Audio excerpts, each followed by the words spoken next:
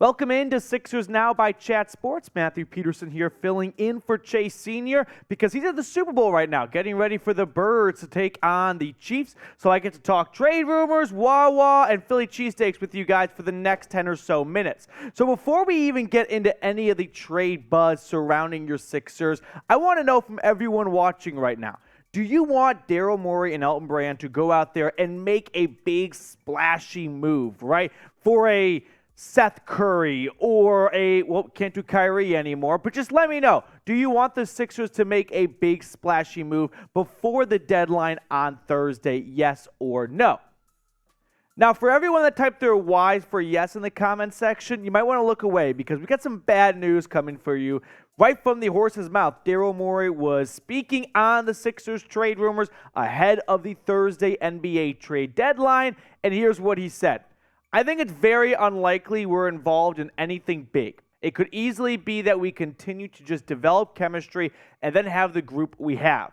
I and Elton and everyone else feel a responsibility in an important year like this to see if we can find anyone who can upgrade the team.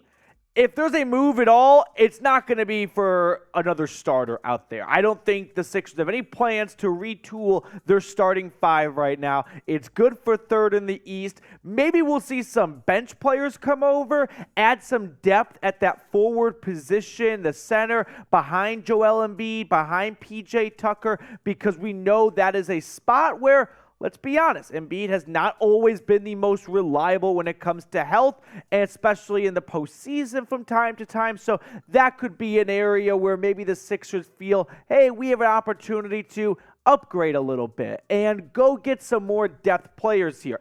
Because when we look at the Philadelphia 76ers roster and front court starting five right now, it has plenty of great names on it, okay? Like PJ Tucker, Tyrese Maxey, Joel Embiid, James Harden, Tobias Harris, okay?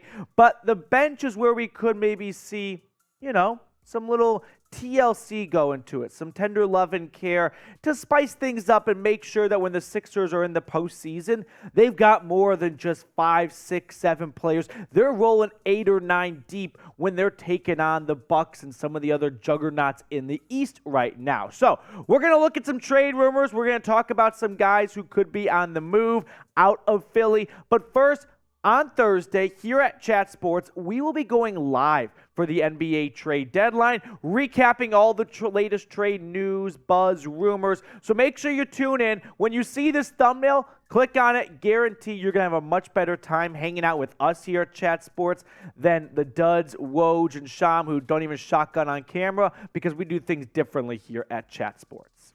Now, we've got some 76ers trade buzz to attend to, including a new trade idea, because it's trade season, baby, so everyone's throwing stuff at the wall, see if anything sticks right now. But this came in from USA Today that I wanted to share with you all, and we'll do a deep dive analysis on it. But it has the 76ers getting a backup center / forward, Naz Reid, and sending former first-round pick Jaden Springer to the T-Wolves along with a second-round pick. So I'm going to give you my analysis on this. I'm going to tell you what I think what the Sixers should do during this trade deadline, whether or not that should be a trade they explore in just a moment. But today's show, by the way, was sponsored by Athletic Greens. Now, I take AG1 by Athletic Greens literally every day, and you can get comprehensive and convenient daily nutrition at athleticgreens.com/chatsports.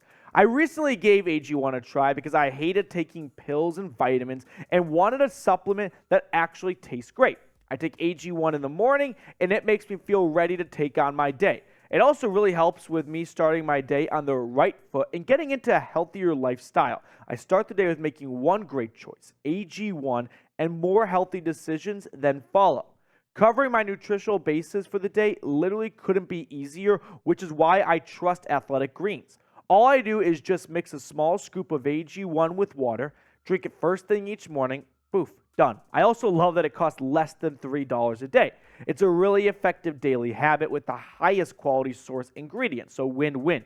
If a comprehensive solution is what you need from your supplement routine, then Athletic Greens is giving you a free 1-year supply of vitamin D and 5 free travel packs with your first purchase. go to athleticgreens.com/chatsports.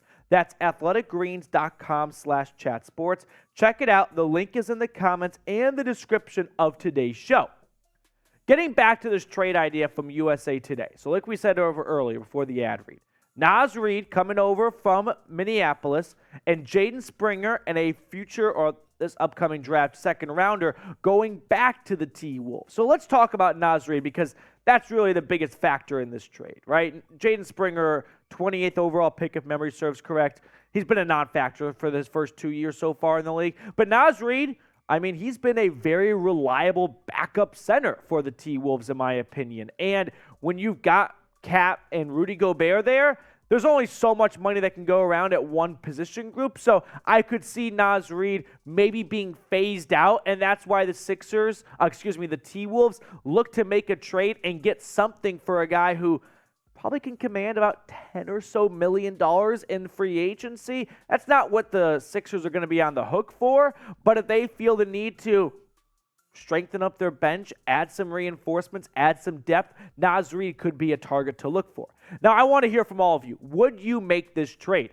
It's a bit of a bummer giving up on Jaden Springer somewhat so quickly, a year and a half in, but in year two, he was already with the Blue Coats. It doesn't feel like that pick is, working out the way Morey and Brand probably would have hoped for. So if they're looking to win right now, which they are, I could see Naz Reid making a lot of sense here.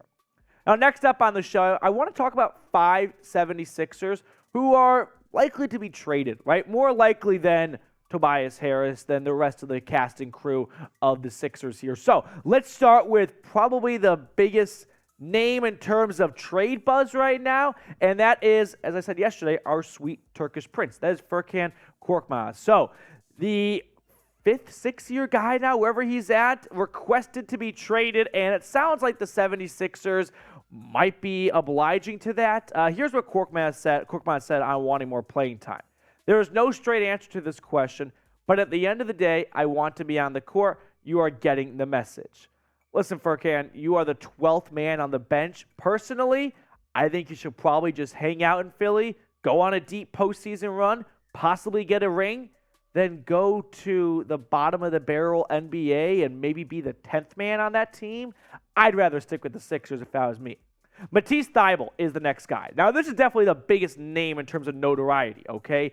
The defensive guru has really started to regress offensively since the 2021 season, and Thybulle definitely can get you the most. Now, what's interesting is when it comes to NBA trades, you got to keep in mind you have to keep the salaries consistent. So, with that being said, you could see Thybulle potentially going on the move to a team like the Hawks. I know they're interested in adding some extra beef to their defense and tossing in a Korkmaz to match salaries here. Jaden Springer, like we mentioned earlier, is another name to watch for, the former first-round pick out of Tennessee.